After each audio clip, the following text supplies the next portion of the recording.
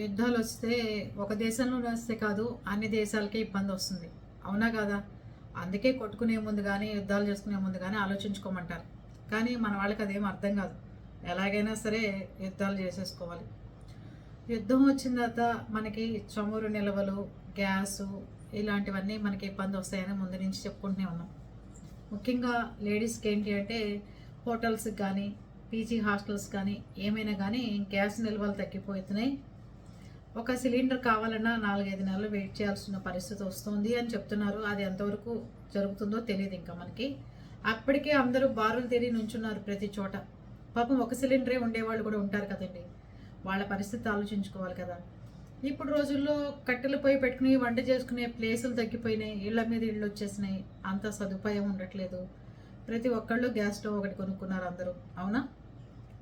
అట్లాగే అందరూ induction stove ఒకటి కొనుక్కోండి, కెటిల్ ఒకటి కొనుక్కోండి. అందరికి స్టవ్ కొంచెం స్తోమత ఉండి మిడిల్ క్లాస్ వాళ్ళైతే ఓవెన్లో వంటలు చేసుకుంటారు. ఇంకా చెప్పేది ఏంటి అంటే పీజీ హాస్టల్స్లో ఉన్న వాళ్ళు చక్కగా మ్యాగీ ప్యాకెట్స్, బ్రెడ్ ఇట్లాంటివన్నీ తెచ్చుకుని శాండ్విచ్లు అలాంటివన్నీ అన్నీ తురిమినవి చేసినవి ప్రతి దాంట్లో స్విగ్గీలో కూడా దొరికేస్తున్నాయి. మనకి తరిగిన కూరలు దొరుకుతున్నాయి. మీరే ఈ పీజీ హాస్టల్స్లో వాళ్ళు పెట్టే పిచ్చి భోజనం తినకుండా చక్కగా చిన్నది నాన్ స్టిక్ బాండీ కొనుక్కుని ఇండక్షన్ స్టవ్ ఒకటి కొనుక్కుని చక్కగా పొద్దున్నే లేచి మీ రూమ్లో మీరే వంట చేసుకోవచ్చు. అర్థమైందా? వాళ్ళు అన్ని పీజీ హాస్టల్స్లో చెప్తున్నారట, మీకు మేము ఉప్మా ఒకటే చేయగలం, పూరి దోశ ఇలాంటివేవీ లేవు, ఇలాంటివేవీ పెట్టం మేము మీకు, మీరు నోరు మూసుకుని మేము పెట్టింది తినాలి అని చెప్పే స్టేజ్కి వచ్చేసారు. ఇంకా అన్నం ఉడకకుండా దింపేస్తారు. ఇంకా వాళ్ళ ఇష్టరాజ్యం. పోనీ ఇవన్నీ పెట్టరు, పోనీ ఏమైనా ఫీజుల్లో తగ్గిస్తారా? అలాంటివి ఏం చేయరు. మళ్ళీ ఫీజులు ఇచ్చేసేయాలి. మనకి పెట్టే దాంట్లో మాత్రమే వీళ్ళు తగ్గిస్తారు. పోనీ అలాగని చెప్పి ఏమైనా మంచిగా వర్షం పడుతుంటే ఒక పకోడీ వేసి పెట్టిన సందర్భాలు ఉన్నాయా? ఏదైనా మంచి వేడివేడిగా ఉండి పెట్టిన సందర్భాలు ఉన్నాయా? అలాంటి పనులు ఏం చేయరండి. అది తగ్గించాలి అనగానే వెంటనే తగ్గించేయడం మాత్రం వచ్చేస్తుంది వీళ్ళకి. అందుకని మీరు రోజు ఉప్మాలు గిప్మాలు తినలేరు కాబట్టి మంచిగా వేడివేడిగా రైస్ చేసుకోండి. అన్ని పికిల్స్ అన్ని స్వగృహ ఫుడ్స్లో దొరుకుతున్నాయి. మంచిగా ఎవరికి కావాల్సింది వాళ్ళు ఆర్డర్ పెట్టుకుని హాయిగా రైస్ పెట్టుకుని బెండకాయలు, దొండకాయలు, టమాటాలు అన్నీ తరిగిన వస్తున్నాయి. 2 నిమిషాల్లో వంట చేసుకోండి. చిన్న కుక్కర్ కొనుక్కోండి. 1.5 లీటరు 2 లీటర్స్ కుక్కర్లో వస్తున్నాయి. 2 నిమిషాల్లో విజిల్స్ వస్తాయి మీకు. అంతేగాని ఇప్పటి నుంచి మొదలుపెట్టి పీజీ హాస్టల్స్లో ఉండే పిల్లలకు కానీ ఎంప్లాయీస్ కానీ వీళ్ళందరూ ఉంటారు కదా, వీళ్ళందరికీ టార్చర్లు చూపిస్తుంటారు ఈ పీజీ హాస్టల్స్లో. బయట కూడా ఫుడ్ ఎలా ఉంటుందో, ఎలా దొరుకుతుందో దొరకదో మీకు అనవసరమైన విషయాలు. కాబట్టి చిన్నగా ఆడపిల్లలు ఉంటారు, మగపిల్లలు కూడా చాలా ఆడపిల్లల కంటే ఎక్కువ పొందిగ్గా వంటలు చేసుకుంటున్నారు.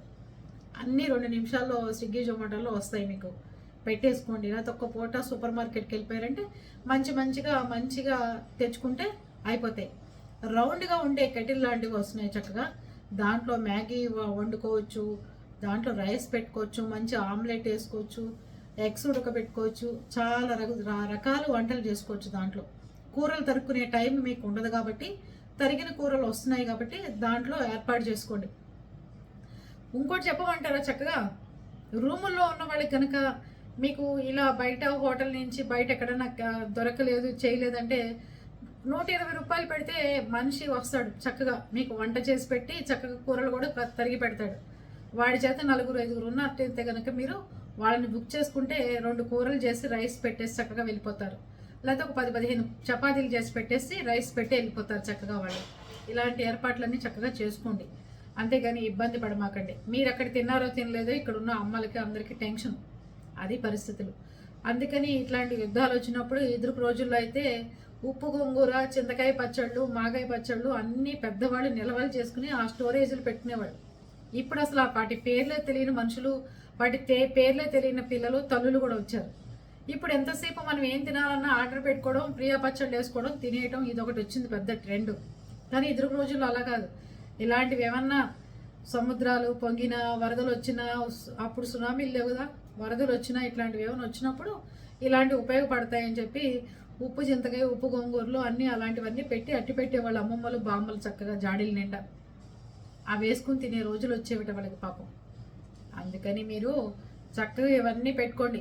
ఆఖరికి మీరు తిరగమూత పెట్టుకోవాలన్నా అవన్నీ కలిపేసిన ప్యాకెట్లు కూడా ఉంటాయి స్విగ్గీలో. అవి ఆర్డర్ పెట్టుకోండి, మంచిగా తిరగమూత పెట్టుకోండి, మంచిగా వంట చేసుకోండి. ఇంకా వంటల దగ్గరికి వచ్చేస్తే లేడీస్కి చెప్తున్నాను, గ్యాస్ని ఎంత పొదుపు చేసుకోవాలి అంటే మీరు రైస్ కుక్కర్లలో అన్నాలు పెట్టేసుకుని కరెంటుతో సంబంధించిన వంటలే ఎక్కువ చేసుకోండి. ఎగ్స్ ఉడకబెట్టుకోవాలన్నా, వేడి నీళ్ళు కాచుకోవాలన్నా, ఏం చేసుకున్నా హీటర్లు కొనుక్కోవడము, కట్టెలు పొయ్యి పెట్టుకునే వాళ్ళు కట్టెలు పొయ్యి పెట్టుకోవడము, హీటర్లు పెట్టుకుని జాగ్రత్తగా అక్కడ ఒకళ్ళు ఉండి స్విచ్ కట్టేసి తీసుకుని దింపుకోండి. అర్థమైందా? ఇలాంటివి చేసుకుంటేనే మనం కొంచెం బయటపడగలుగుతాం.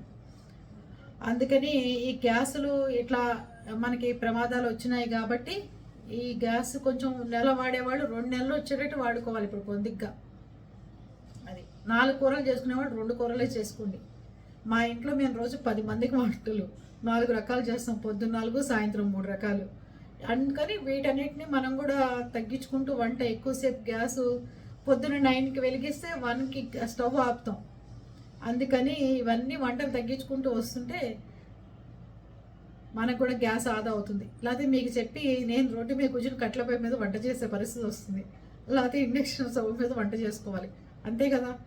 జాగ్రత్తగా చక్కగా ఉండండి. పీజీ హాస్టల్స్లో ఉన్న పిల్లలు కూడా చక్కగా పాలు కాచుకోవచ్చు, టీ పెట్టుకోవచ్చు, ఇండక్షన్ స్టవ్ కొనుక్కోండి, మంచి మంచి కెటిల్ కొనుక్కోండి, దాని మీద మ్యాగీలు చేసుకోవచ్చు.